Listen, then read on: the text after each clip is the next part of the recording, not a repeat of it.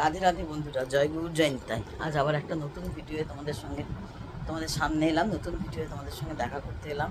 আমি একটা নাতির জন্য একটা মাফলার, নাতির বায়না হয়েছে একটা মাফলার করার, তাই তোমাদের সঙ্গে একটু মাফলারটা শেয়ার করতে এলাম। তোমরা একটু দেখো, তোমরাও ইচ্ছে করলে বাড়িতে করতে পারবে। যা করছি মোটামুটি তোমাদের সঙ্গে একটু শেয়ার করার চেষ্টা বরাবরই করেছি।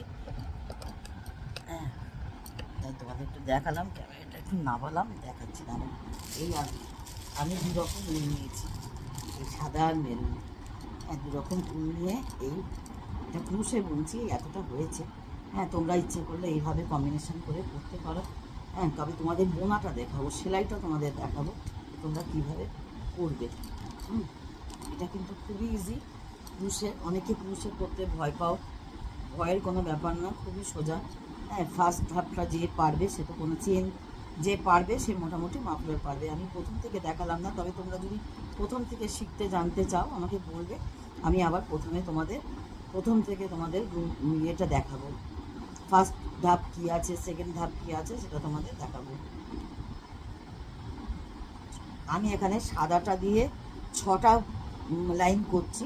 হ্যাঁ, 6টা কাটা, মানে হিসেব মতো 6 কাটা। হ্যাঁ, বাংলায় বলতে গেলে 6 কাটা।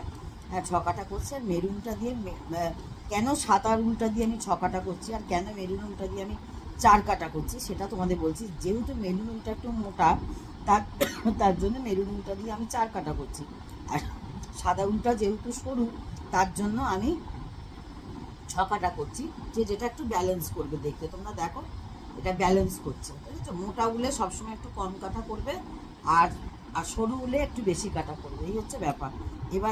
এবার আমি সাদা কাটাটা আমার হয়ে গেছে, 6 কাটা করে দিয়েছি। এবার করব কি, আমি এবার মেরুন কাটাটা ধরবো, বুঝতে পেরেছো? মেরুন কাটাটা ধরবো। তোমরা দেখো আমি কিভাবে সেলাইটা করছি,